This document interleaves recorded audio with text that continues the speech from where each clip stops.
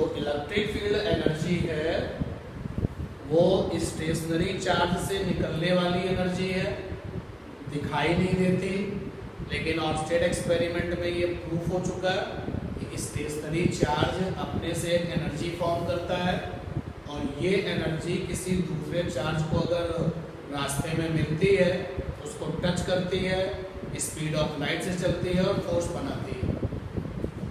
एक कूलाम के test charge पर इस इलेक्ट्रिक फील्ड एनर्जी ने जो फोर्स लगाया था वो कहलाता है इलेक्ट्रिक फील्ड इंटेंसिटी। तो इलेक्ट्रिक फील्ड इंटेंसिटी का फार्मूला ऐसे मत याद रखना, फोर्स अपॉन चार्ज। अगर आपने फार्मूला ऐसे याद रखा फोर्स अपॉन चार्ज तो बहुत जल्दी आप जो है गलतियां करने लगोगे। सही तरीका है E बराबर force upon test charge. Test charge force upon test charge. देखो एक क्वेश्चन देखो, इस पर हम आपको जो है पूरी कोशिश करेंगे कि आपसे गलती करा दें, लेकिन देखते हैं कि आप बच पाते हैं कि नहीं। फोर्स इज, साथ साथ लिख सकते हैं आप, force is 100 Newton over charge 10 coulomb by charge 20 coulomb. Value of electric field intensity, value of electric field intensity. पहला ऑप्शन दिया गया 10 न्यूटन पर कूलम, दूसरा ऑप्शन दिया गया 5 न्यूटन पर कूलम, तीसरा ऑप्शन दिया गया बोथ 10 न्यूटन पर कूलम एंड 5 न्यूटन पर कूलम, और फोर्थ ऑप्शन दिया गया 100 न्यूटन पर कूलम। यहाँ से कहा गया कि सही तरीका है इलेक्ट्रिक फील्ड की जो फार्मूला इलेक्ट्रिक फील्ड का वो ये है। अब अगर आपने इसको ऐसे याद रखा E is equal to F upon Q, तो देखो रॉन्ग वे क्या है, E is equal to F upon Q, और ये जो तीसरा ऑप्शन है वो आपको जो है कॉन्फिडेंस में ले आएगा। आपने कहा कि पहले फोर्स की वैल्यू यहाँ क्वेश्चन में 100 न्यूटन है, एक बार चार्ज 10 दिया गया है तो 10 आ गया, और एक बार चार्ज दिया गया है 20 तो 5 आ गया। लेकिन ऑप्शन आपका ए वाला सही है, क्योंकि इलेक्ट्रिक फील्ड E बराबर होता है force upon test charge. Force कितना है 100 न्यूटन है, और सोर्स वो होते हैं जो फोर्स लगाते हैं, टेस्ट वो होते हैं जो फोर्स फील करते हैं, फोर्स खाते हैं। तो यहाँ पर ये 100 न्यूटन का फोर्स किसके ऊपर है, 10 कूलम पर है। तो 10 कूलम टेस्ट चार्ज है और 20 कूलम ने फोर्स लगाया, तो ये कैसा है, source charge, and that is why test charge की वैल्यू 10 है, इसलिए सही ऑप्शन है फर्स्ट वाला। और अच्छी बात है कि आप लोगों ने आंसर निकाला है फर्स्ट। और आगे प्रूव करते हैं, अगर आप इसको नोट करना है तो नोट कर सकते हैं। हटाएं, हर्ष हटा दें।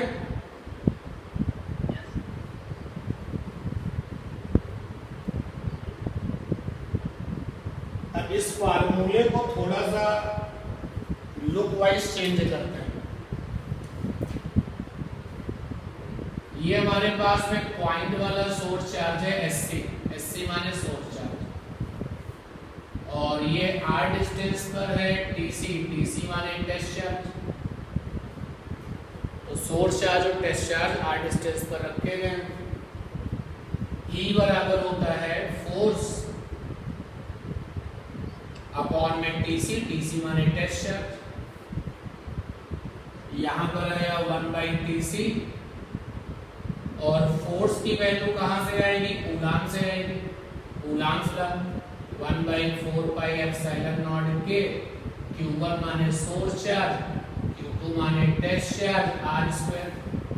अगर हम के हटा देते हैं तो इसका मतलब दोनों लोग कहाँ पर है, एयर या वैक्यूम में, और के लगा देते हैं तो दोनों लोग किसी मीडियम में। यहाँ से आप देखिए टेस्ट चार्ज से टेस्ट चार्ज कैंसिल हो गए, तो मेन फार्मूला जो था फोर्स अपॉन टीसी, और इसी मेन फार्मूले की देखो लुक बदल गई है और आ गया है 1/4πε0 के SC for source charge by R square. अब जब एग्जाम में इस आर्टिकल का डेरिवेशन आता है, जैसे एग्जाम में ये क्वेश्चन कैसे आएगा कि find capital E due two point charge. Point charge याद रखो कि इलेक्ट्रिक फील्ड जो पैदा करने की कैपेबिलिटी है वो हमेशा सोर्स चार्ज की होती है। तो क्वेश्चन में सेंस ये है कि पॉइंट वाले सोर्स चार्ज ने जो इलेक्ट्रिक फील्ड इंटेंसिटी डेवलप करी है उसको फाइंड करिए, यानी कि आपको यही वाला आर्टिकल वहां पे प्रूफ करके आना है। जब एग्जाम में आप इस आर्टिकल को लिखें तो साइड में जरूर ये मेंशन करते हैं SC इंडिकेशन किसका है, सोर्स चार्ज का, और TC किसका इंडिकेशन, टेस्ट चार्ज। देखिए रिजल्ट आपके लिए नया हमने आपके लिए ओपन किया। अब जरा क्वेश्चन देखना, ध्यान देना क्वेश्चन का, कि हमने आपसे बताया कि 4 coulomb charge is at distance 2 meter from source charge. Find the electric field intensity. आप दिमाग के घोड़े दौड़ाओ इस क्वेश्चन में। इलेक्ट्रिक फील्ड इंटेंसिटी चाहिए, E बराबर है force upon TC। Now check the question. Question में 4 कूलम TC है भाई। देखो क्वेश्चन की लैंग्वेज देखो, 4 कूलम चार्ज जो कि 2 मीटर की दूरी पर है, किससे दूरी पर है, सोर्स चार्ज से। अब सोर्स चार्ज की वैल्यू कितनी है ये नहीं बताया, लेकिन ये तो बता ही दिया कि सोर्स चार्ज से 2 मीटर की दूरी पर 4 कूलम चार्ज है। हमेशा याद रखो कि इलेक्ट्रिक फील्ड इंटेंसिटी एक प्रकार का इलेक्ट्रिक फोर्स है जो 1 कूलम के टेस्ट चार्ज पर लगता है। तो मुझसे कहा गया है कि find the electric field intensity. इसका मतलब क्या है, मुझसे इनडायरेक्टली क्या पूछा जा रहा है, इलेक्ट्रिक फोर्स पूछा जा रहा है। कितने कूलम का, 1 कूलम का। तो मेरे पास एक रास्ता तो ये है, तो यहाँ पे TC जिंदाबाद है, फोर्स नहीं दिया, तो ये फार्मूला तो लग नहीं पाएगा।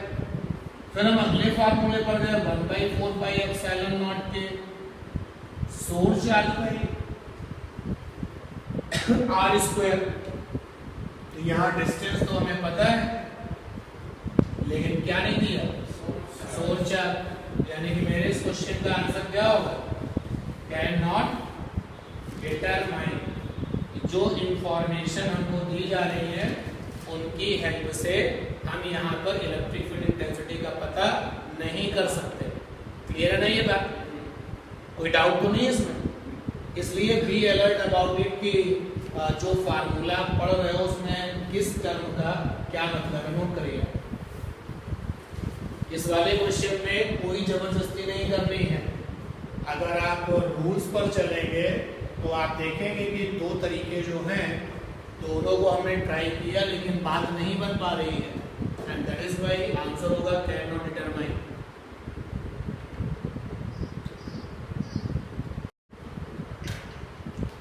अब बात करते हैं कि concept of electric field lines क्या है। Concept of electric field lines given by Michael Faraday.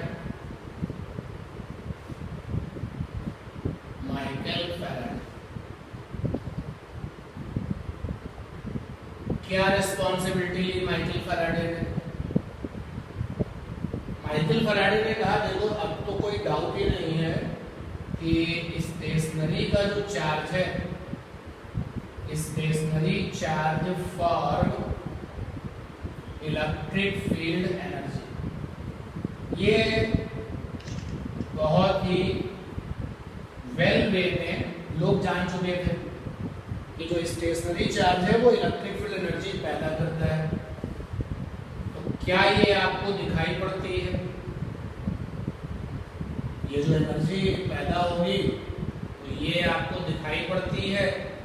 Answer है क्या आपको दिखाई पड़ती है? आंसर है नहीं। तो फैराडे ने कहा बस इसी नहीं को हम हाँ करने वाले हैं, लेकिन geometrically not the practically. Michael Faraday ने कहा कि ये जो इलेक्ट्रिक फील्ड एनर्जी है ये प्रैक्टिकली नजर नहीं आती। एक्चुअली देखा जाए तो कोई भी एनर्जी आपको दिखाई कहाँ पड़ती है? लाइट की एनर्जी दिखाई नहीं पड़ती, वो तो आंखें हैं, वो सेंसेशन जो है करती हैं लाइट के साथ।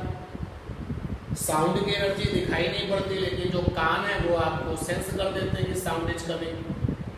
हीट की एनर्जी दिखाई नहीं पड़ती, जो स्किन होती है वो सेंस करती है कि हीट इज कमिंग। तो रियलिटी में देखा जाए तो एनर्जी तो कोई भी दिखाई नहीं पड़ती। अब रेडियो एनर्जी जो आ रही है सेल फोन पर वो हमें दिख थोड़ी ना रही है, लेकिन हमारा सेल फोन काम कर रहा है तो आई एम श्योर कि electromagnetic energy, radio energy is coming. तो माइकल फैराडे ने कहा ये जो इलेक्ट्रिक फील्ड एनर्जी है ये दिखाई नहीं पड़ती, हम आपको इसको ज्योमेट्रिकली दिखाएंगे। ज्योमेट्रिकली मतलब पिक्चर बना करके, पिक्चराइज करके दिखाएंगे। और इसी पिक्चराइजेशन का नाम क्या है? Concept of electric field lines. तो concept of electric field lines क्या है? To visualise the electric field energy geometrically, diagram बना करके इलेक्ट्रिक फील्ड एनर्जी को दिखाने का जो फंडा है वो क्या है? Concept of electric field lines. तो डालिए heading concept of electric field lines,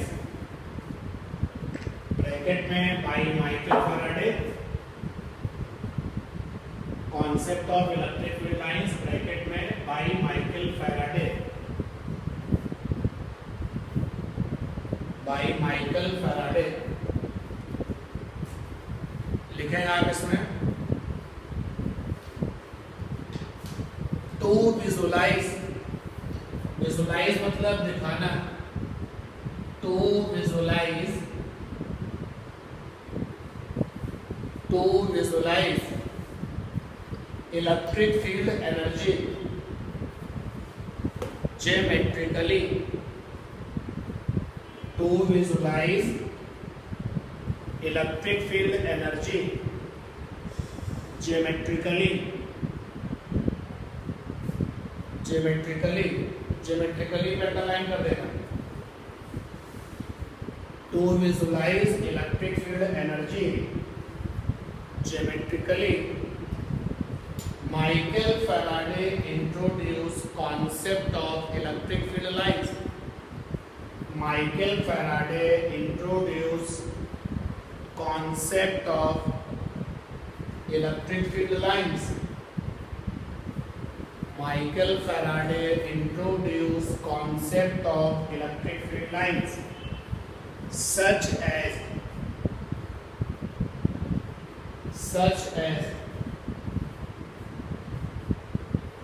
concept of electric field lines such as। तो इन्होंने कहा कि हम जो कह रहे हैं आप उसको फॉलो करिए और आप इलेक्ट्रिक फील्ड एनर्जी को विजुअलाइज कर लेंगे।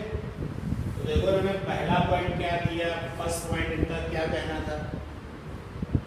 इन्होंने कहा कि ये जो पॉइंट चार्ज है, मान लेते हैं प्लस वाला ये पॉइंट चार्ज है, तो ये जो प्लस वाला पॉइंट चार्ज है ये सोर्स चार्ज है, क्योंकि जो इलेक्ट्रिक फील्ड एनर्जी देते हैं वो सोर्स चार्ज है। तो इसने जो एनर्जी दे रखी है वो एनर्जी किधर है? इधर या उधर? आंसर है वो एनर्जी तो सब तरफ है। तो माइकल फैराडे को ये पता है कि जो पॉइंट वाले सोर्स चार्जेस हैं उनसे जो इलेक्ट्रिक फील्ड एनर्जी निकलती है वो सभी दिशाओं में निकलती है। बिल्कुल वैसे ही समझो जैसे मेरी साउंड, अगर मैं आपसे कहूँ कि मेरी साउंड किधर नहीं जा रही है, आंसर है वो तो हर तरफ जा रही है, चाहे इधर आप जज कर लीजिए। तो ये बात कंफर्म थी कि जो पॉइंट वाले सोर्स चार्जेस हैं इनसे निकलने वाली जो इलेक्ट्रिक फील्ड एनर्जी है वो सभी दिशाओं में है, ऑल पॉसिबल डायरेक्शन। तो फैराडे ने कहा कि जो चार्ज पॉइंट वाला है उसके चारों तरफ सीधी लाइनें बना दो। तो भाई लीजिए, वो कह रहे हैं, हम फॉलो कर रहे हैं। अभी हम लोग उनसे क्रॉस क्वेश्चन करेंगे, अभी तो वो जो कह रहा है वो फॉलो करता है। और जो नेगेटिव वाला पॉइंट चार्ज है, ये भी सोर्स चार्ज है, ये भी चारों तरफ इलेक्ट्रिक फील्ड एनर्जी पैदा कर रहा है। इसके चारों तरफ सीधी लाइनें बना दो, सीधी लाइनें बना दो। तो हमने सीधी लाइनें बना दी। हमने कहा अब आगे बताइए। आगे माइकल फैराडे कहते हैं जो प्लस वाला सोर्स चार्ज है, इसकी सीधी लाइनों में एरो लगाइए बाहर की तरफ, एरो लगाइए बाहर की तरफ। तो हमने कहा ठीक, लगा दिया एरो बाहर की तरफ। और जो नेगेटिव वाला सोर्स चार्ज है, इसकी जो चारों तरफ की लाइनें हैं, इस पर एरो लगाइए अंदर की तरफ। तो हमने माइकल फैराडे जो कहते हैं उसको हम फॉलो कर लेते हैं। लीजिए, ये काम कर दिए। अब फैराडे कहता है कि ये सीधी लाइनें हमने क्यों बनवाई है, उसका रीजन समझो। सीधी लाइनें ये बता रही हैं कि ये वाला जो सोर्स चार्ज है ये आइसोलेटेड है। आइसोलेटेड का मतलब हो गया इसके अगल बगल कोई दूसरा और सोर्स चार्ज नहीं है। अरे टेस्ट चार्ज तो इसका कुछ बिगाड़ नहीं सकता ना, इसको खतरा किससे है? सोर्स चार्ज से। तो अब फैराडे से क्रॉस क्वेश्चन करने की बारी हम लोगों की है। तो पहला क्रॉस क्वेश्चन फैराडे से किया कि ये जो लाइनें आपने सीधी बनवाई है, ये स्ट्रेट के पीछे क्या रीजन है? उन्होंने कहा स्ट्रेट लाइनों का मतलब है कि ये जो आपका सोर्स चार्ज है वो कैसा है? आइसोलेटेड है। हमने कहा ठीक, एक्सेप्टेड, आपका ये कोड वर्ड है कि सीधी लाइनों का मतलब सोर्स चार्ज अकेला है। हमने कहा ठीक है, ओके। चारों तरफ लाइनें क्यों बनवाई है, ये भी मेरा क्रॉस क्वेश्चन है, क्योंकि एनर्जी कैसी है? चारों तरफ है, हर तरफ है, ऐसी कोई डायरेक्शन नहीं जहां पे एनर्जी नहीं है। हमने कहा ठीक है कि आपने सब तरफ लाइनें बनवाई है जिससे कि ये फीलिंग आ जाए कि एनर्जी क्या है? सभी दिशाओं में है।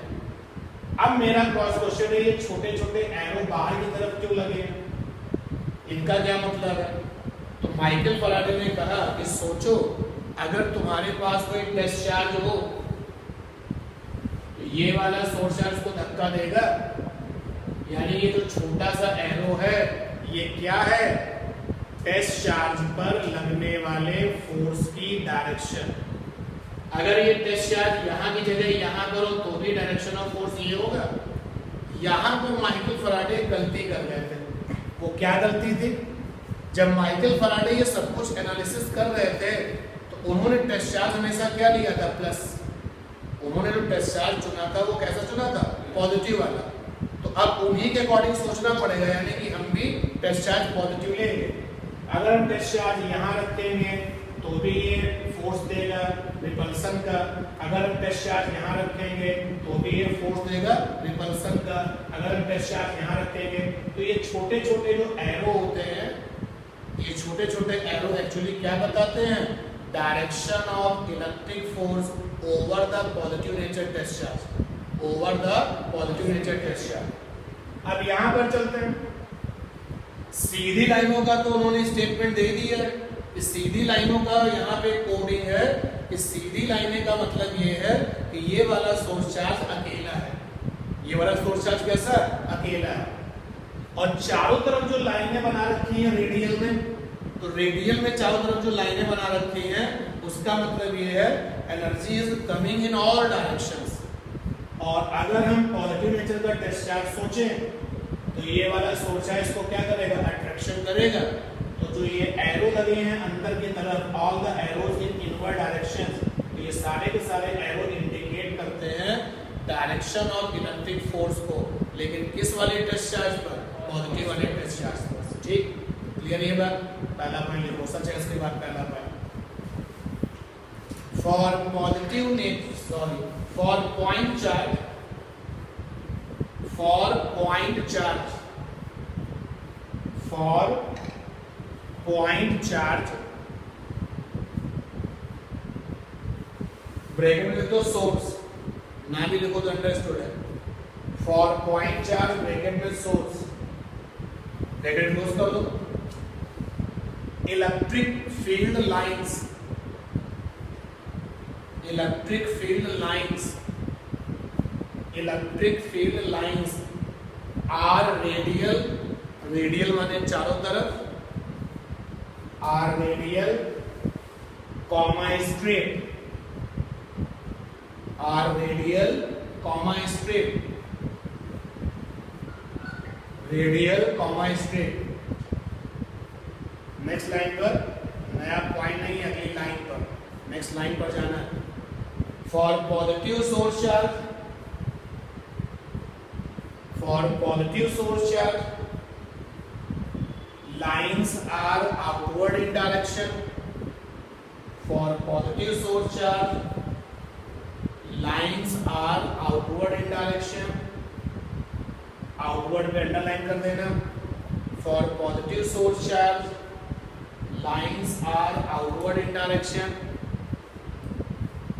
for positive source charge lines are outward in direction, and for negative source charge, and for negative source charge lines are inward in direction, lines are inward in direction।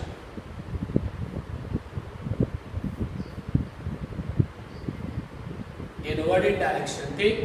पहला point पूरा हुआ, पढ़ के देख लीजिए।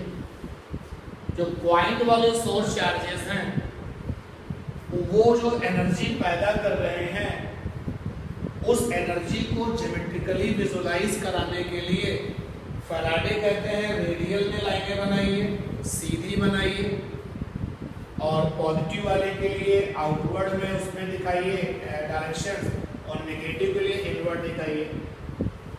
तो माइकल फैराडे कह रहा है कि रेडियल का मतलब क्या है, तो रेडियल मींस ऑल डायरेक्शंस। जो ये लाइनें आप रेडियल बना रहे हो, चारों तरफ बना रहे हो, इसका मतलब क्या है, ऑल डायरेक्शंस। जो लाइनें स्ट्रेट है, स्ट्रेट लाइन मींस जो सोर्स चार्ज है are isolated, source charge is isolated. एक बात आप समझिए, ध्यान देना, अगर मेरे पास में ये सोर्स चार्ज है पॉजिटिव वाला, लाइनें ही तो बनानी है, चलो जरा मैं लाइनें ऐसे बना देता हूं, ये हमारी अपनी नेचर है। तब भी तो इस पिक्चर को देख करके फीलिंग आती है कि एनर्जी चारों तरफ, तब भी तो ये फीलिंग आ रही है। लेकिन यहाँ पर स्ट्रेट ही क्यों है, तो उन्होंने बोला स्ट्रेट का मतलब है कि वो कैसा है, सोर्स चार्ज अकेला है। अब यहाँ पर जो एरो लगे हुए हैं, एरोज ओवर लाइंस, जो लाइन आप बना रहे हो इसमें जो एरो लगा रहे हो वो क्या बताते हैं, arrows over lines gives direction of electric force. Electric force हम इतना लिख के छोड़ सकते हैं क्योंकि फैराडे ने डिस्चार्ज कैसा चुना था, positive, direction of electric force, लेकिन हम ओपन कर दे रहे हैं over positive nature test charge, positive nature test charge. तो जहां पर आपने पॉइंट खत्म किया है, ये इंफॉर्मेशंस और ये दोनों डायग्राम, आप लोगों का टाइम आउट का मैसेज आया है, तो डिस्कनेक्शन के बाद रिकनेक्ट होंगे। तो ये था पहला पॉइंट, इसमें हर चीज का वो अपना मीनिंग बता रहे हैं।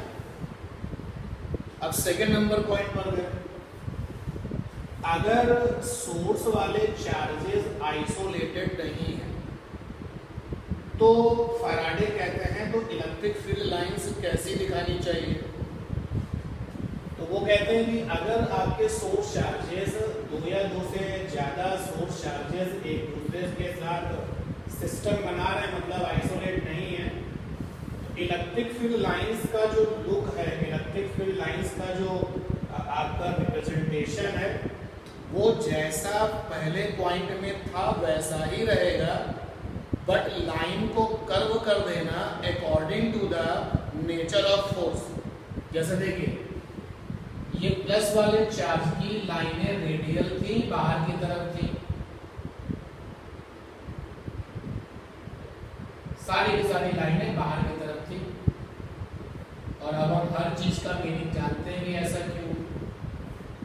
और इस वाले प्लस की जो लाइनें हैं वो भी चारों तरफ थी, रेडियल थी और बाहर की तरफ थी जब ये आइसोलेटेड थे। अगर ये दोनों लोग आइसोलेट ना हो, चलो मान लेते हैं पास पास आ गए, तो फैराडे कहते हैं, सपोज कर लेते हैं कि इस वाले चार्ज का नाम A है, इसका नाम B है। तो फैराडे कहते हैं कि अगर दो या दो से ज्यादा पॉइंट के चार्जेस सिस्टम बनाते हैं, मतलब पास पास है, कभी वो सिस्टम में ट्रायंगल बनाएंगे, कभी वो सिस्टम में स्क्वायर बनाएंगे, कभी वो कुछ बनाएंगे। तो अगर वो सिस्टम बनाते हैं तो electric field lines similar two point number 1। Electric field lines कैसी होंगी? Similar two point number 1। लेकिन अब जो इलेक्ट्रिक फील्ड लाइन होंगी वो नेचर में कैसे होंगी? कर्व। और according to the nature of force, जैसे ये देखिए अब A वाले की फील्ड B वाले की फील्ड को क्या करेंगे? रिपल करेंगे, यही तो होगा ना। देखो मैं B वाले को दोबारा बनाता हूं, ये B, all the field lines looks like कि वहां पर उनको किसी ने रिपल किया। तो वो सारी फील्ड लाइनें चारों तरफ थी ना, तो ये सारी की सारी लाइनें पोलराइज होकर इसी तरफ भागी जा रही हैं। इससे ये पता चलता है किसी ने इसको क्या किया हुआ? रिपल किया हुआ है। तो देखो लाइनों को हमने क्या कर दिया है? कर्व कर दिया है। बाकी सारा काम वही कि जो पॉजिटिव वाली लाइन है उसमें एरो कैसे लगाते हैं? बाहर की तरफ। और इन एरोज का मतलब क्या है कि अगर इसके आसपास कोई टेस्ट चार्ज आएगा उस पर लगने वाले फोर्स की ये क्या होगी? डायरेक्शन। जो बी वाला चार्ज है, बी वाला चार्ज भी ए वाले को क्या करेगा? रिपल करेगा, क्योंकि दोनों लोग सोर्स चार्ज हैं। तो इसकी भी फील्ड इसको क्या करेगी? रिपल करेगी। और according to the nature of force, तो रिपल्सन का फोर्स है। All the field lines polarized in repulsive nature. तो ये आपका ए है, सारी की सारी लाइंस क्या हो जाएंगी? रिपल्सिव नेचर को रिप्रेजेंट करेंगे। और यहाँ पर बाकी सारा काम वैसे ही करोगे जैसा कि वो बता चुके हैं। यानी डिफरेंस केवल क्या है? डिफरेंस केवल ये आया, electric field lines will be curved, electric field lines will be curved according to nature of force between them। और आप देखिए ये हमारे पास में प्लस का चार्ज है, मान लेते हैं इसका नाम J है, और ये हमारे पास में माइनस का चार्ज है, मान लेते हैं इसका नाम K। तो देखो ये वाला प्लस है और ये वाला माइनस है, ये प्लस है और ये माइनस है। तो वो डायग्राम हम नहीं दिखा रहे जब ये अकेले थे। तो अकेले जब थे तो उनकी लाइनें कैसी होती है? पॉइंट नंबर 1 आ चुका है। तो J वाला ये प्लस में है और ये जब अकेले था तो वो फील्ड कैसी होती है हम जानते हैं। और K वाला आपका जब आइसोलेटेड था तो इसकी फील्ड कैसी होती है वो हम जानते हैं। अब ये पास पास आ गए तो इसकी जो फील्ड है उसको क्या करेगी? अट्रैक्ट करेगी। तो सारी की सारी जो फील्ड लाइन रेडियली थी, अब देखो उनको एक ही तरफ जो है बेंड कर देते हैं, ये टुवर्ड्स, ये देखो अब ये नेगेटिव है तो इस नेगेटिव में पर्सनली जो एरो होते थे वो इन अंदर की तरफ होते थे, और जिनका मतलब था कि अगर इसके अगल बगल कोई टेस्ट चार्ज पॉजिटिव वाला होगा उस पर लगने वाले फोर्स की डायरेक्शन यही एरो बताया करते थे। और जो ये वाला जो चार्ज है इसकी फील्ड इसको क्या करेगी? अट्रैक्ट करेगी।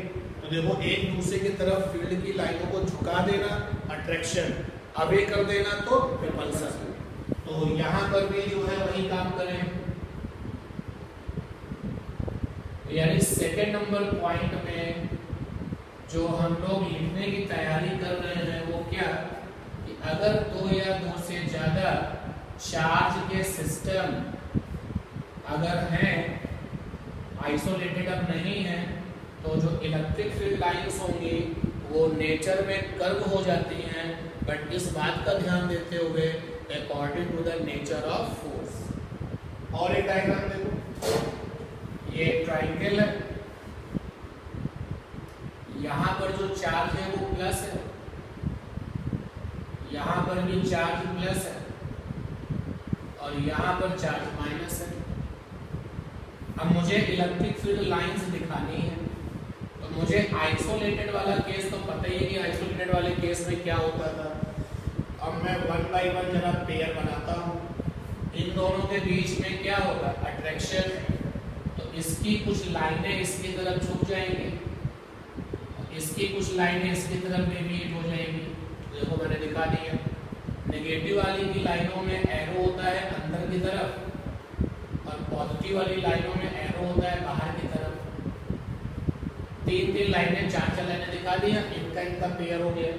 जरा इनके बीच में बात कर लें, इनके बीच में भी क्या होगा, अट्रैक्शन। कुछ लाइनें इसकी ओर और कुछ लाइनें इसकी ओर। ये देखिए सिमिलरली यहाँ पर है, तो फिर इनके बीच में क्या होगा, रिपल्सन। तो रिपल्सन में कुछ लाइनें जो है इसकी रिपल कर दीजिए, ये देखिए, इधर ये रिपल कर दीजिए, मैनेज आपको करना पड़ेगा। इधर ये एरो बाहर की तरफ, इधर भी एरो इधर बाहर की तरफ। देखो सारे पेयर हो गए। अगर मैं इसको देखो तो ये हो गया, ये हो गया, ये हो गया, मैनेज हो गया ना सर। तो सेकेंड नंबर जो पॉइंट है वो क्या है, अगर दो या दो से ज्यादा सोर्स वाले चार्जेस सिस्टम बनाते हैं तो जो इलेक्ट्रिक फील्ड लाइंस है वो नेचर में क्या हो जाती है, कर्व। बट इस कर्व नेचर को जब हम दिखाते हैं तो किस बात को ध्यान में रखते हुए, उनके बीच में लगने वाले इलेक्ट्रिक फोर्स का नेचर क्या है। ठीक है, सेकंड नंबर पॉइंट लिखिए। Second number point, when T W 2 or more than 2, when 2 or more than 2 point वाले सोर्स चार्जेस, वाले को साइलेंट कर लेना, वाले लिखना नहीं। when 2 or more than 2 point वाले source charges, when 2 or more than 2 point वाले सोर्स चार्जेस फॉर्म, FORM, फॉर्म सिस्टम, मतलब वो अकेले नहीं है। when 2 or more than 2 point वाले सोर्स चार्जेस form system, then electric field lines become curve in nature. Electric field lines become curve in nature according to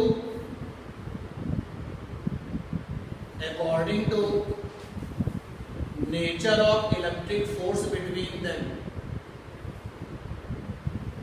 Electric field lines become curved in nature according to nature of electric force between them.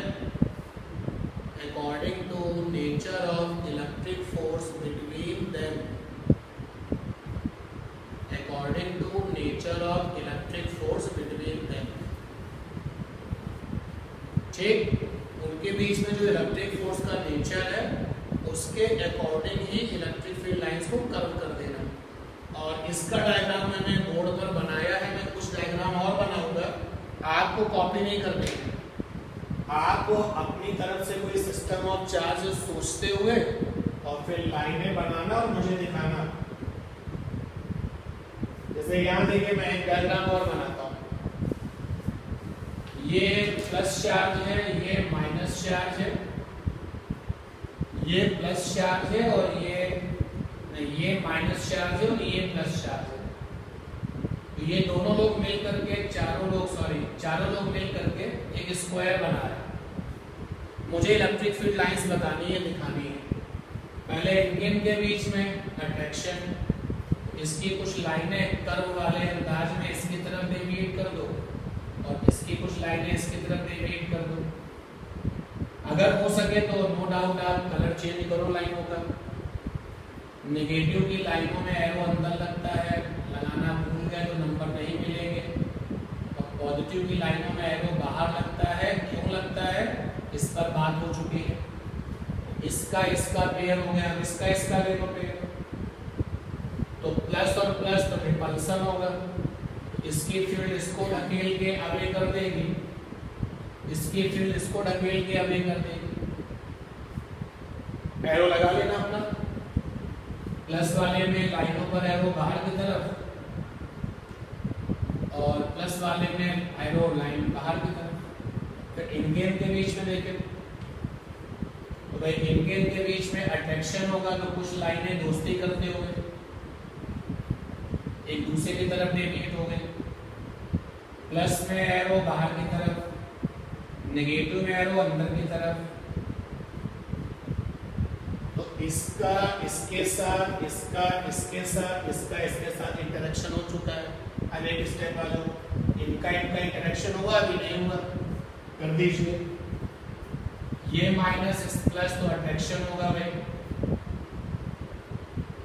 ये देखिए attraction. केवल लाइनों को curve कर देना है according to the nature of electric force between them, बाकी सारे फीचर्स वही रहेंगे। वो छोटे छोटे एरो लगाने की आदत वो हमें फॉलो करनी पड़ेगी। इसका इसका जरा देखिए क्या हालचाल होगा, तो दोनों के नेगेटिव नेगेटिव है, रिपल्सन। ये देखिए 2 लाइनें 3 लाइनें बना के रिपल्सन हो गई। बहुत ही मजेदार और इंटरेस्टिंग जॉब हो गई। वैसे एग्जाम के पॉइंट ऑफ व्यू से देखा जाए तो आपके पास में पक्के पकाए डायग्राम आएंगे, ये सिस्टम ऑफ चार्जेस होंगे और आपके पास डायग्राम आएंगे, तो पूछेगा कि कौन सा इनको देखो और कौन सा सही है। यही सब एनालिसिस करोगे तो परफेक्शन इसमें होगा, वही सही होगा। इसका इसके साथ हो ही चुका भाई, इसका इसके साथ हो चुका, तो इसका इसके साथ इंटरेक्शन हो चुका है। फिर वापस आ जाओ यहाँ पर, इनके बीच में अभी नहीं हुआ ना, तो वापस जो है क्योंकि अट्रैक्शन का मामला है तो कुछ लाइनें एक दूसरे की तरफ। तो अपनी रफ कॉपी में या फेयर कॉपी में अपने मन से पहले 2 से स्टार्ट करिएगा, 2 चार्ज का सिस्टम बनाइए और उनकी लाइनों को बनाइए।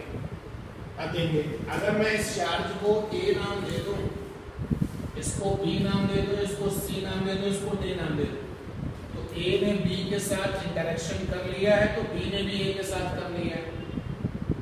A ने C के साथ इंटरेक्शन कर लिया है तो C ने भी A के साथ कर लिया है, और A ने B के साथ इंटरेक्शन कर लिया है तो D ने A के साथ कर लिया है। फिर B ने C के साथ इंटरेक्शन कर लिया है तो C ने B के साथ भी कर लिया है, और B ने D के साथ भी इंटरेक्शन कर लिया है और D ने B के साथ भी कर लिया है। अब देखिए, C ने D के साथ इंटरेक्शन कर लिया है, C ने D के साथ कर लिया, D ने C के साथ कर लिया, सब कुछ हो गया, काउंट देख लो। तो ये आपका इलेक्ट्रिक फील्ड लाइंस का रिप्रेजेंटेशन हो गया। तो ये था आपका सेकंड नंबर पॉइंट, ठीक है ना। इसका सपोर्टिंग डायग्राम कॉपी में 1-2 बनाने से फायदा नहीं है, खुद का अपना सिस्टम ऑफ चार्ज बनाइए और डायग्राम को डेवलप करिए। ठीक, चलते हैं तीसरे पॉइंट पर। फैराडे ने लाइनों के बारे में तीसरा पॉइंट जो है वो क्या बताया। ये हमारे पास में प्लस चार्ज की लाइन है, अगर सीधी है तो अकेला है, अगर सीधी है तो ये अकेला है और कोई मतलब नहीं, और इसका नाम A है, और ये हमारे पास में एक दूसरा चार्ज है, ये भी प्लस, इसका नाम B है। तो लाइनों वाली जो सोच थी फैराडे की वो हमने यहाँ पे रिप्रेजेंट करेंगे। अगर हम यहाँ पे साइन ना लिखें तो भी हम जज कर सकते हैं कि साइन क्या होगा, क्योंकि पॉजिटिव वालों की लाइनें कैसी थी, आउटवर्ड, और नेगेटिव की लाइनें कैसी थी, इनवर्ड। तो यहाँ पर ये लाइन भी आउटवर्ड है और ये भी आउटवर्ड है, यानी ये भी पॉजिटिव है और ये भी पॉजिटिव है। तो लाइनों को देख करके ये तो पता चल जा रहा है कि चार्ज का नेचर कैसा है, लेकिन लाइनों को देख करके ये कैसे पता करें कि कौन सा चार्ज बड़ा है कौन सा चार्ज छोटा है। जैसे देखिए, ये लाइन देखी और ये लाइन देखी, तो ये भी पॉजिटिव है और ये भी क्या है, पॉजिटिव है। लेकिन लाइनों को देख करके ये कैसे पता करें कि वैल्यू में ए बड़ा है या बी बड़ा है?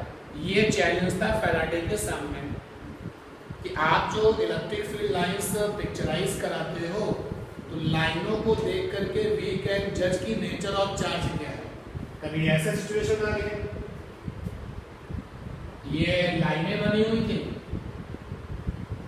यहां पर जे लिखा हुआ है और पूछा गया कि भाई चार्ज जे का नेचर क्या है, तुमने बताया नेगेटिव है क्योंकि लाइनें कैसे हैं, अंदर की तरफ है, and that is by negative nature है इसका। लेकिन प्रॉब्लम यहाँ पर ये है कि वैल्यू कैसे जज करें, कौन सा चार्ज बड़ा है कौन सा चार्ज छोटा है। फैराडे को इस क्वेश्चन का आंसर देना था कि हम इलेक्ट्रिक फील्ड लाइंस को देख करके नेचर का तो पता लगा लेते हैं, लेकिन वैल्यू के बारे में कैसे पता लगाएं। तो फैराडे ने इस क्वेश्चन का आंसर देने की बहुत कोशिश की लेकिन कामयाब नहीं हुए। गॉस ने क्या किया, जब ये क्वेश्चन आया तो गॉस ने अपनी कैलकुलेशन की और एक कमाल का कॉन्सेप्ट दिया, और वो कमाल का कॉन्सेप्ट ये है, for 1 coulomb charge, source charge, for 1 coulomb source charge, total field lines is equal to 1.13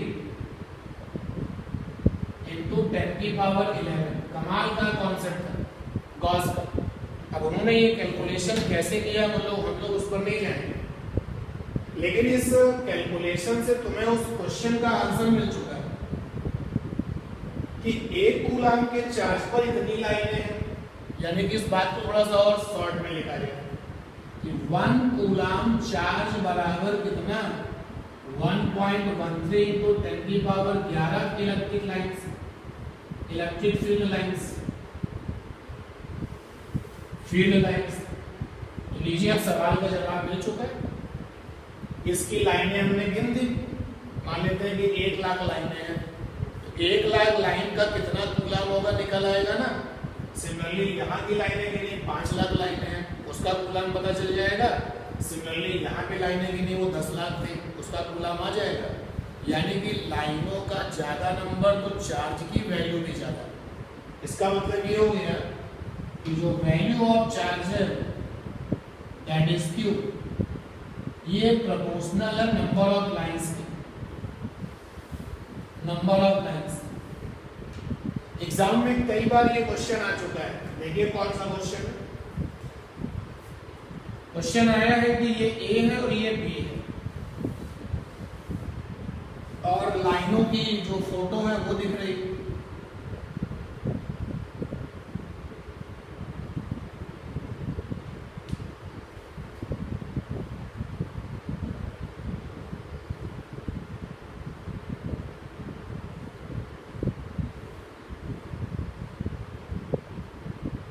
ये ए और ये बी।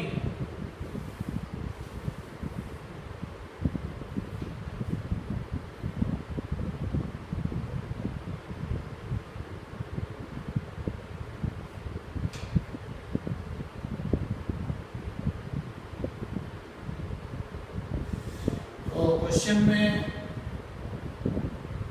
कहा गया see the figure and choose correct. आप डायग्राम देखिए और करेक्ट ऑप्शन चूज करिए। पहला ऑप्शन ये है, charge A positive, charge B negative and QA greater than QB। दूसरा ऑप्शन है charge A positive, charge B negative and QA less than QB। ऐसे हम बाकी के भी ऑप्शंस बना सकते हैं। तो सारे ऑप्शंस आपसे नेचर मांग रहा है और वैल्यू का रिजल्ट मांग रहा है कि वैल्यू कंपेयर करिए। तुमने देखा कि ए की लाइनें बाहर की तरफ है और बी की लाइनें अंदर की तरफ है, यानी कि ए आपका कैसा है पॉजिटिव और बी कैसा है नेगेटिव। जरा ए में लाइनें वो कितनी है, ए की लाइनें 1 2 3 4 5 6 7 8। ए के पास कितनी लाइन है? 1। और यहाँ पर 1 2 3 4 5। बी पे लाइनें कितनी है? 5। तो ये पक्का पता हो गया कि वैल्यू के मामले में ए आपका बड़ा और बी छोटा है। यानी कौन सी बात से? फैराडे के सामने क्वेश्चन आया कि लाइनों को देख करके चार्ज का नेचर तो बताया जा सकता है, लेकिन लाइनों को देख करके ये कैसे पता करें कि चार्ज की वैल्यू क्या है? तो ये काम जो है फैराडे ने नहीं किया, ये काम किसने किया? गॉस ने। नंबर 3 पर आइए, नंबर 3 पर आइए। ये है नंबर 3, लिख लीजिए। नंबर 3 बोर्ड पर लिखा हुआ है, ये यहाँ से लेके यहाँ तक, उसके बाद में वो एग्जाम्पल।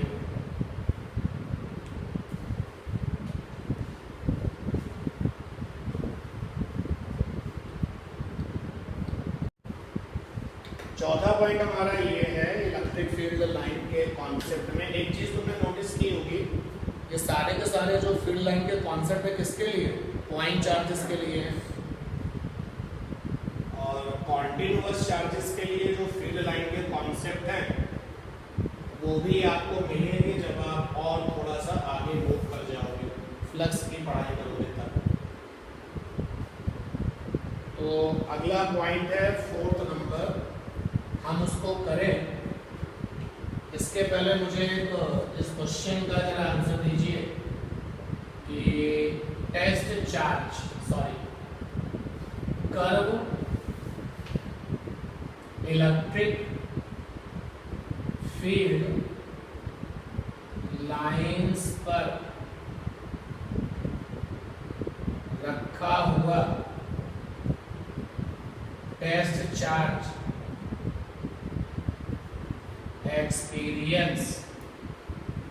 experiences फोर्स या फिर फोर्सेस, सोच के बताना। कर्व वाली फील्ड लाइन है और उस कर्व वाली फील्ड लाइन पर टेस्ट चार्ज को रख दिया गया। उस टेस्ट चार्ज पर फोर्स लगेगा या फोर्सेस लगेगा? क्या कहना है आप?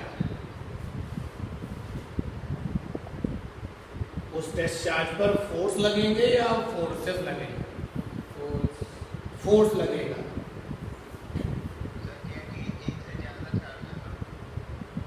नहीं तो अभी तो यहाँ पे जो आंसर दिया जा रहा है कि फोर्स लगेगा, तो तुम्हारा आंसर क्या है? फोर्सेस। यानी अब 2 आंसर हो गए। कुछ लोग कह रहे हैं कि उस पर फोर्स लगेगा और दूसरा आंसर है कि नहीं भाई फोर्सेस लगेंगे। आंसर है फोर्सेस लगेंगे, क्योंकि अगर कर्व वाली इलेक्ट्रिक फील्ड लाइंस है तो मतलब एक से ज्यादा सोर्स चार्जेस हैं। अदरवाइज लाइन कर्व क्यों है भाई? लाइन तो कर्व तभी है जब एक से ज्यादा सोर्स चार्जेस, और जब सोर्स चार्जेस एक से ज्यादा होंगे तो उस टेस्ट वाले चार्ज पर वो सब लोग क्या लगाएंगे? फोर्सेस लगाएंगे। ठीक, तो मैं एक पेयर तैयार करता हूं 2 लोगों का। ये हमारे पास में एक प्लस चार्ज है और एक प्लस चार्ज ये है, इसका नाम ए है। एक प्लस चार्ज ये है, इसका नाम कुछ है ए मान लो, और एक प्लस चार्ज ये है। दोनों लोग सोर्स चार्ज है। तो कर्व लाइन तभी बन पाएगी जब 2 या 2 से ज्यादा सोर्स के चार्जेस हो। अभी हम 2 के लिए चल रहे हैं। इसकी फील्ड ने उसको रिपल कर दिया,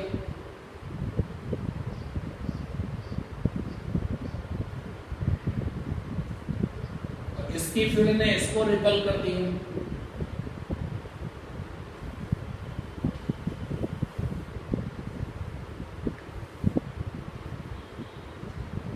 छोटे छोटे जो एरो लगाते हैं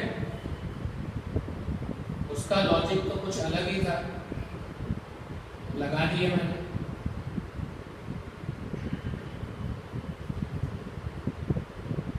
ये छोटे छोटे एरो हमें दो चीजें बताते हैं।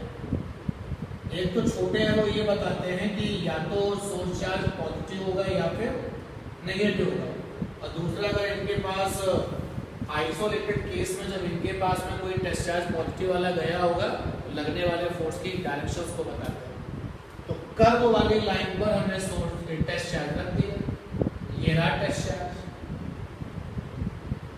अगर इसका नाम A है, इसका नाम B है, तो A वाला सोर्स चार्ज हमारे टेस्ट चार्ज को क्या करेगा, धक्का देगा, FA। और इधर फैराडे के पॉइंट ऑफ व्यू से जब हम चलते हैं, सोचना शुरू करते हैं, तो ऑलवेज सेलेक्टेड टेस्ट चार्ज हमेशा पॉजिटिव होता है। बी वाला चार्ज भी इसको क्या करेगा, रिपल्सन नहीं देगा। इसलिए ये बिल्कुल सही आंसर आपने दिया कि फोर्सेस लगेंगे उसके ऊपर। अच्छा, अगर फोर्सेस होंगे तो नेट फोर्स होगा फिर तो टेस्ट चार्ज पर जो नेट फोर्स होगा जरा उसको निकालते हैं। एक तो फोर्स Fa लग रहा है, दूसरा फोर्स Fb लग रहा है, तो जरा नेट फोर्स निकालते हैं। पैरेललोग्राम वाला फंडा 11th क्लास का फॉलो किया, ये पैरेललोग्राम बनाया, ये रहा नेट फोर्स। सभी लोग इस नेट फोर्स पर ध्यान दें, NET नेट। जरा नेट फोर्स को देखें और कर्व वाली फील्ड लाइन को देखें। ये कर्व वाली फील्ड लाइन है और ये नेट फोर्स है। तो क्या नेट फोर्स वाली लाइन कर्व वाली फील्ड लाइन की टेंजेंट है कि नहीं है ना? यही हमारा चौथा पॉइंट है कि कर्व फील्ड लाइन पर अगर हम टेंजेंट बना लेते हैं, जैसे अभी तो मैंने पूरा प्रॉपरली काम किया तब आपको बताया, अगर मैंने यहाँ पर टेंजेंट बना दी,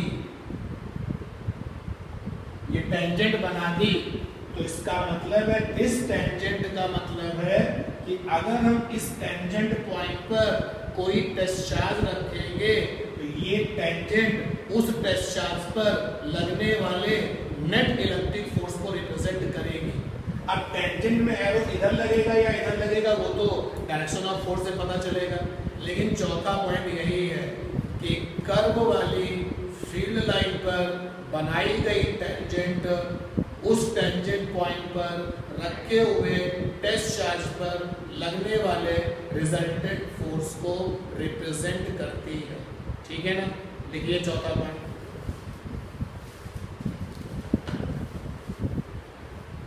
चौथा पॉइंट लिखिए, tangent over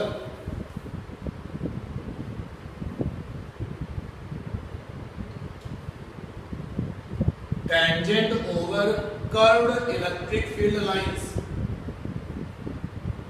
tangent over curved electric field line gives a direction of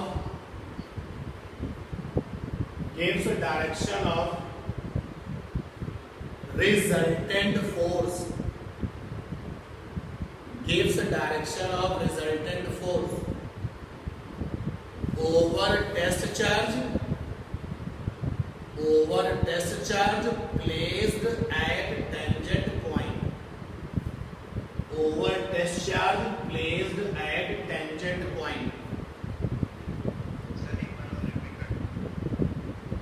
Tangent over electric field line,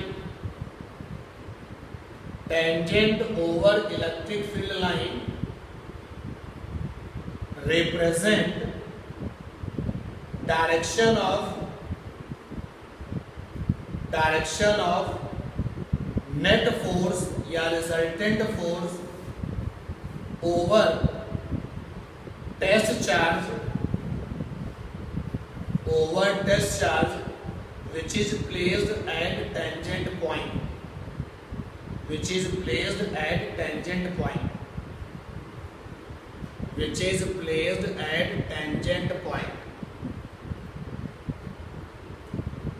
मैं डायग्राम और बनाता हूं, आप नकल नहीं करना, समझना है केवल आपको डायग्राम।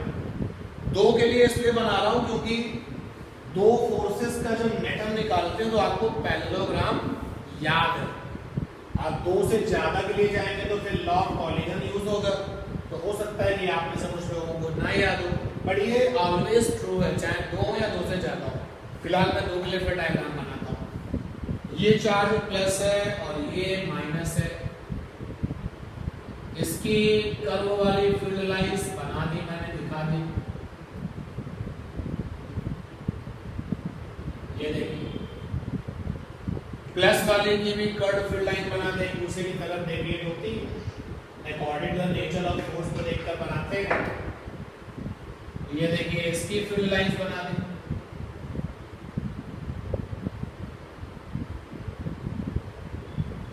ये वो छोटे छोटे एरो आप लगा लेना। इतनी देर से लगातार जो है परफेक्शन के साथ डायग्राम बना रहे हैं, अब की बार छोटे छोटे एरो हमने आपको बता दिया कि अंडरस्टूड है, बट एग्जाम में तुम अंडरस्टूड मत करना, तुमको दिखाना पड़ेगा।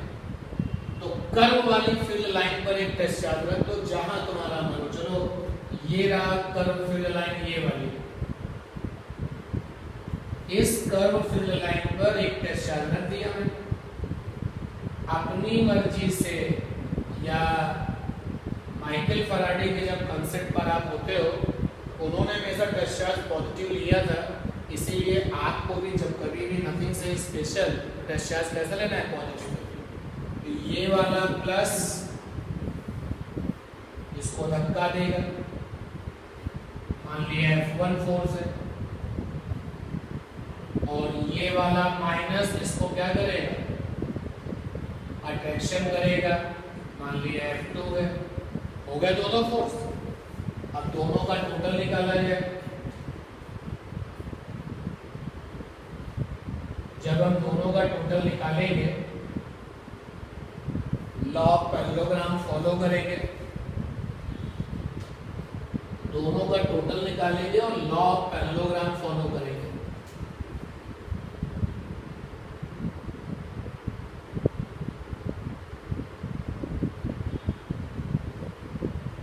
ये रहा नेट फोर्स, है ये नेट फोर्स की नहीं? बोलो भाई। अब जरा इस नेट फोर्स को देखो, एनईपी नेट, इस नेट फोर्स को देखो और ये कर्व वाली लाइन को देखो। चाहो तो नेट फोर्स वाली लाइन को थोड़ा सा और बड़ा कर लो, ये देखो। तो आप इस नेट फोर्स को देखिए और वो कर्व की लाइन को देखिए, फिर से एक बार टेंजेंट है कि नहीं? बोलो। इसीलिए वो 4th नंबर पॉइंट लिखा दिया गया कि अगर कर्व फील्ड लाइन पर आप बात करोगे तो कर्व फील्ड लाइन पर जो टेस्ट चार्ज रखा होगा उस पर फोर्स नहीं लगेंगे, क्या लगेंगे? फोर्सेस। तो नेट फोर्स की डायरेक्शन क्या होगी, वहीं पे टेंजेंट बना दो। अब टेंजेंट तो बन जाएगी, बट एरो किधर लगेगा वो तो जज करना पड़ेगा नेचर ऑफ फोर्स को देख करके। ठीक है ये बात। इसीलिए ये भी कहा जाता है कि इलेक्ट्रिक फील्ड लाइंस कभी एक दूसरे को कट नहीं करती। यही से रिजल्ट आ गया। ये देखो, अगर क्वेश्चन आ जाए कि why electric field lines never intersect to each other, तो एक इलेक्ट्रिक फील्ड लाइन ये, दूसरी ये लाइन है। तो अब अगर ये कट कर जाएंगी, अगर ये कट कर जाएंगी, सोचो कि कट करती है भाई। क्वेश्चन तो ये कहता है, कॉन्सेप्ट ये कहता है इलेक्ट्रिक फील्ड लाइंस कभी एक दूसरे को कट नहीं करती। लेकिन चलो मान लेते हैं कट कर गई, मान लेते हैं कट कर गई, देखो क्या प्रॉब्लम आ जाएगी। अगर इलेक्ट्रिक फील्ड लाइन एक दूसरे को कट कर गई, एक टेंजेंट ये हो जाएगी पॉसिबल, एक टेंजेंट ये हो जाएगी। और क्या नेट फोर्स की कभी मल्टीपल डायरेक्शंस होती हैं? नहीं। तो अगर हम ये सोच लें कि इलेक्ट्रिक फील्ड लाइन एक दूसरे को कट करती हैं, तो वहां पर नेट फोर्स की जो डायरेक्शंस है वो क्या हो जाएंगी? एक से ज्यादा, जो कि असंभव है। यानी कि फिर कौन सी बात असंभव है? कट करने वाली बात भी क्या है? इम्पॉसिबल है। ठीक है ना? इसी 4th नंबर पॉइंट पर ये भी छिपा हुआ पॉइंट है कि electric field lines never intersect to each other. अगर आपसे इसको एक्सप्लेन करने को कहता है तो आप ये एक्सप्लेनेशन दोगे कि as we know tangent over the electric field lines give the directions of the net force. And if electric field lines intersect with each other, then there will be two possible tangents, there will be two possible direction, और किसी भी situation में net force के लिए दो direction कभी भी possible नहीं होती है, and that is why electric field lines never cut या इंटरसेक्ट विद ईच अदर। ठीक है ना, 4 पॉइंट हो गया।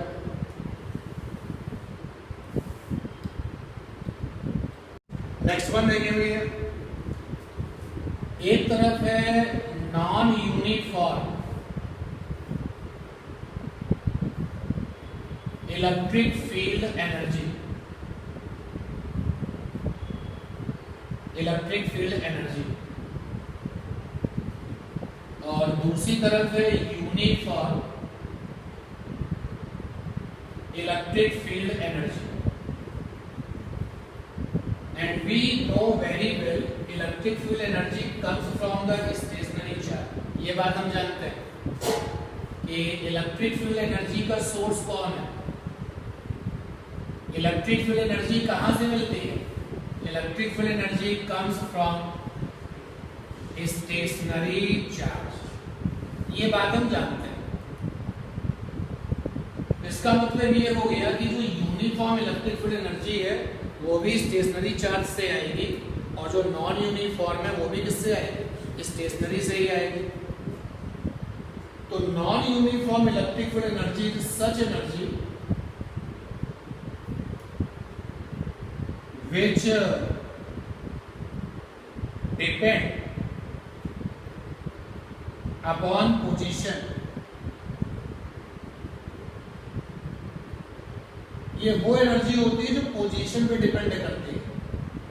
और एक कॉमन सी बात मैं आपको बता दूं कि इलेक्ट्रिक फील्ड एनर्जी चाहे जैसी चाहे किसी की भी हो, इलेक्ट्रिक फील्ड एनर्जी कभी भी टाइम पर डिपेंड नहीं करती। अगर आप इसकी कोई कंट्रोवर्सी निकालते हैं तो वो इलेक्ट्रिक फील्ड इंड्यूस वाली इलेक्ट्रिक फील्ड है। हम लोग यहाँ पे इलेक्ट्रोस्टैटिक्स की बात कर रहे हैं। आगे जैसे जैसे आप फिजिक्स में बढ़ोगे एक इलेक्ट्रिक फील्ड आएगी इंड्यूस वाली, तो वो जो इलेक्ट्रिक फील्ड है उसका नाम ही है इंड्यूस वाली, इंड्यूस उसका नाम है। अदरवाइज इलेक्ट्रिक फील्ड का मतलब हो गया ऐसी इलेक्ट्रिक फील्ड, ऐसी एनर्जी जो स्टेशनरी चार्ज से आती है। स्टेशनरी चार्ज की जो इलेक्ट्रिक फील्ड एनर्जी है वो टाइम पर कभी भी डिपेंड नहीं करती। तो यहाँ टाइम वाली बात को हम हाईलाइट नहीं करना। अब देखो non uniform electric field energy position पे डिपेंड करती है। देखो थोड़ी देर पहले फॉर पॉइंट वाला सोर्स चार्ज, आज की क्लास में हमने देखा पॉइंट वाले सोर्स चार्ज के लिए E आया था 1/4πε0 के SC/r²। r माने पोजीशन, अगर पोजीशन r बदलोगे तो क्या बदलेगा? E बदलेगा। यानी पॉइंट वाले सोर्स चार्ज से पैदा होने वाली जो इलेक्ट्रिक फील्ड है वो कैसी है? Non uniform. कैसी है? Non uniform. तो non uniform electric field energy कौन देते हैं? तो all charges, all stationary, all stationary charges for non uniform electric field energy. जितने भी तुम दिमाग में अपने सोच सकते हो। चलिए आपने सोचा कि सर अगर इस मार्कर पर चार्ज आ जाए और वो स्टेशनरी हो तो फील्ड कैसी होगी? नॉन यूनिफॉर्म होगी। अगर किसी स्फीयर पर चार्ज आ जाए और वो स्टेशनरी है चार्ज तो फील्ड कैसी होगी? Non uniform. जितने भी चार्जेस हैं सारे के सारे जो है कैसी फील्ड देते हैं? Non uniform. और यूनिफॉर्म क्या है? Uniform is such energy which not depend upon position। ये पोजीशन पे डिपेंड नहीं करती। तो अगर ऐसी कोई इलेक्ट्रिक फील्ड एनर्जी है जो पोजीशन पे डिपेंड नहीं करती सोचो कि उस इलेक्ट्रिक फील्ड से जो फोर्स बनता होगा, यूनिफॉर्म वाले से बात कर रहे हैं, यूनिफॉर्म इलेक्ट्रिक फील्ड है मान लीजिए यहाँ पर है, तो हमने टेस्ट चार्ज यहाँ रखा, फोर्स लगा 20 न्यूटन, जगह बदल दी, अभी भी फोर्स कितना होगा 20 न्यूटन, इधर तक रखा तो भी कितना होगा 20 न्यूटन, क्योंकि पोजीशन पे डिपेंड नहीं करती। तो यूनिफॉर्म इलेक्ट्रिक फील्ड एनर्जी वो एनर्जी जो पोजीशन पे डिपेंड नहीं करती है। और आप जानते हो कि इलेक्ट्रिक फील्ड एनर्जी क्या करती है, फोर्स लगाती है। तो जो यूनिफॉर्म इलेक्ट्रिक फील्ड एनर्जी है वो जब किसी पर फोर्स लगाएंगे, सपोज कर लो कि यहाँ पे यूनिफॉर्म इलेक्ट्रिक फील्ड एनर्जी है और यहाँ पे हमने टेस्ट चार्ज रखा, उसके ऊपर फोर्स का पता किया, पता चला कि फोर्स 100 न्यूटन का है, फिर टेस्ट चार्ज की जगह बदल दी, अभी भी फोर्स कितना 100 न्यूटन का, पोजीशन पे डिपेंड नहीं करती। ये तो मतलब हुआ। सबसे बड़ी बात ये है, क्या इसको पैदा करने वाला कोई है? आंसर है नहीं। कितनी मजेदार बात है कि non uniform electric field energy हर कोई डेवलप कर रहा है, चाहे वो गोले पर चार्ज हो, चाहे वो पॉइंट का चार्ज हो, चाहे वो मार्कर पर चार्ज हो, कोई भी चार्ज हो, स्टेशनरी पर कोई भी चार्ज इसको डेवलप करता है। यूनिफॉर्म को तो कोई डेवलप ही नहीं करता, बावजूद इसके जो प्लेन सीट ऑफ चार्ज है, plane sheet of charge gives U for uniform, E for electric, F for field, energy nearly, देखो मैंने क्या लिखा, जो प्लेन सीट ऑफ चार्ज है, प्लेन सीट ऑफ चार्ज कैसे बनेगा? सपोज कर लो मैं आपकी कॉपी का एक पन्ना ले लूं, उस पर चार्ज फैला दूं, उस पर चार्ज बना दूं, फॉर्म करा दूं, तो ये तैयार हो गया प्लेन सीट ऑफ चार्ज। जो प्लेन सीट ऑफ चार्ज होता है वो किसी लैमिनर चीज पर आता है, लैमिनर ऑब्जेक्ट पर, चपटा जो ऑब्जेक्ट होता है, एरिया वाला जो ऑब्जेक्ट होता है उस पर आता है। तो प्लेन सीट ऑफ चार्ज पर uniform electric field energy nearly पैदा होती है, यानी थोड़े से जो वहां पर और पॉइंट्स है अगर उनको इग्नोर कर दिया जाए तो हम देखेंगे कि वो जो इलेक्ट्रिक फील्ड है वो कैसे है, यूनिफॉर्म है। माइक्रो लेवल पर बनती है, यानी बहुत बड़े स्केल पर हमको यूनिफॉर्म इलेक्ट्रिक फील्ड एनर्जी नहीं मिली है। अभी भी हम अगर आइडियल वे में कहें तो यूनिफॉर्म इलेक्ट्रिक फील्ड एनर्जी देने वाला कोई हमारे पास नहीं है। नियरली में कुछ एग्जाम्पल है, मैंने एक एग्जाम्पल लिखा, ठीक। सबसे बड़ी बात,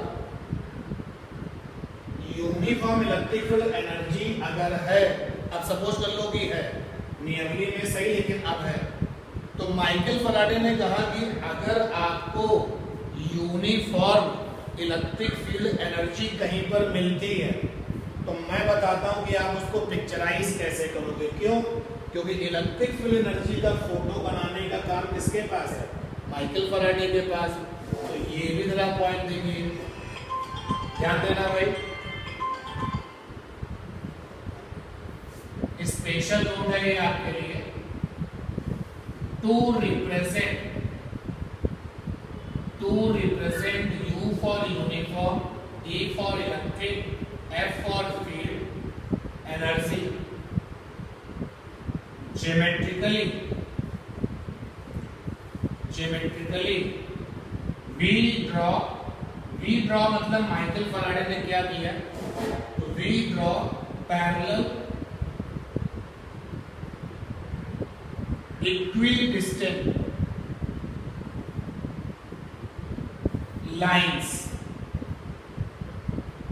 अगर कहीं पर यूनिफॉर्म इलेक्ट्रिक फील्ड एनर्जी है तो फैराडे कहते हैं आप पैरेलल लाइनें बनाइए इक्विडिस्टेंट। जैसे ये देखिए, पैरेलल लाइनें बना रहे हैं, इक्विडिस्टेंट भी बना रहे हैं, मतलब इन लाइनों के जो बीच का डिस्टेंस है अगर आप वहां पर फाइनल वे में बनाते हैं, आपका डायग्राम बिल्कुल परफेक्ट हो। तो माइकल फैराडे ने कहा कि यूनिफॉर्म इलेक्ट्रिक फील्ड एनर्जी को जब कभी आप पिक्चराइज करें तो पिक्चराइज करने के लिए कौन सा फंडा फॉलो करें? लाइनों को पैरेलल बनाए, इक्विडिस्टेंट भी बनाए, मतलब इन दोनों लाइनों के बीच का डिस्टेंस अगर 2 सेंटीमीटर है तो आगे की दोनों के बीच भी 2 सेंटीमीटर, 2 सेंटीमीटर, 2 सेंटीमीटर। बारी है फैराडे से ये पूछने की इक्विडिस्टेंट का क्या मतलब है। तो फैराडे ने कहा कि इक्विडिस्टेंट का मतलब है, इक्विडिस्टेंट मतलब पोजीशन इंडिपेंडेंट। ये जो यूनिफॉर्म इलेक्ट्रिक फील्ड एनर्जी होती है जो ये पोजीशन पे डिपेंड नहीं करती है, इक्विडिस्टेंट यहाँ पे कोड वर्ड है। इक्विडिस्टेंट का मतलब है कि इस फील्ड को पोजीशन से कोई मतलब नहीं है। और लाइनों को पैरेलल क्यों करें? पैरेलल मतलब डायरेक्शन फिक्स। समस्या सुनो क्या है? जो इलेक्ट्रिक फील्ड है जिसका मैथमेटिकल सिंबल E होता है, तो E बराबर था F/dc, फोर्स अपॉन dc। और फोर्स एक ऐसी फिजिकल क्वांटिटी है, वेक्टर। E भी क्या है? यानी जो इलेक्ट्रिक फील्ड है वो कैसी क्वांटिटी है? वेक्टर। अब आपने किसी इलेक्ट्रिक फील्ड को क्या कह दिया? यूनिफॉर्म। यूनिफॉर्म मतलब ना बदलने वाला। और कोई भी वेक्टर कब नहीं बदलेगा?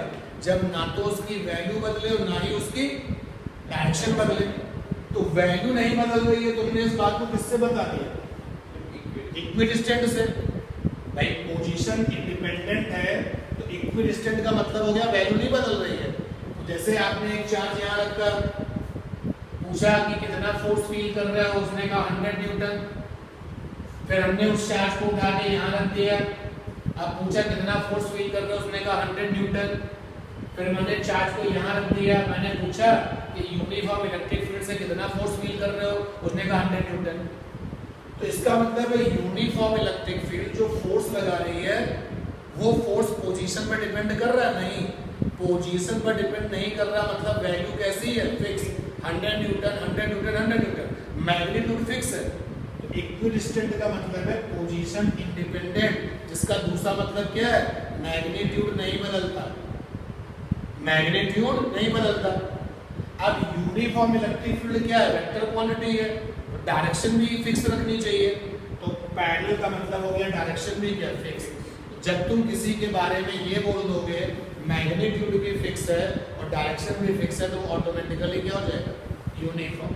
क्या हो जाएगा? यूनिफॉर्म। तो अब अगर हमें कभी यूनिफॉर्म इलेक्ट्रिक फील्ड को दिखाना हो तो हम पैरेलल लाइनें बनाएंगे और साथ ही साथ इक्विडिस्टेंट बनाएंगे। फिर से अगर कोई क्वेश्चन कहता है कि पैरेलल और इक्विडिस्टेंट का क्या मतलब है? इक्विडिस्टेंट का मतलब है वैल्यू नहीं बदल रही है। इक्विडिस्टेंट का मतलब है पोजीशन से नहीं उसको मतलब है, पोजीशन से कोई मतलब नहीं है। और पोजीशन से कोई मतलब नहीं है तो मतलब वैल्यू भी ऑटोमेटिकली बदलेगी नहीं। तो इक्विडिस्टेंट का मतलब है वैल्यू नहीं बदल रही है, पोजीशन से इंडिपेंडेंट है। और पैरेलल का मतलब हो गया डायरेक्शन भी कैसा है? फिक्स। जैसे ये वाला यूनिफॉर्म कैसा है? हॉरिजॉन्टल। और ये वाला यूनिफॉर्म कैसा है? ऑब्लिक। कुछ यूनिफॉर्म कैसे होंगे? वर्टिकली ऊपर की तरफ। कुछ यूनिफॉर्म कैसे होंगे? वर्टिकली। तो जो लोग वर्टिकली नीचे की तरफ है वो हमेशा क्या रहेंगे? Vertically downward. और जो वर्टिकली ऊपर की तरफ होंगे वो हमेशा क्या रहेंगे? वर्टिकली ऊपर की तरफ। जो लोग हॉरिजॉन्टल है वो हमेशा क्या रहेंगे? और जो लोग ऑब्लिक है वो हमेशा क्या रहेंगे? नोट कर लीजिए।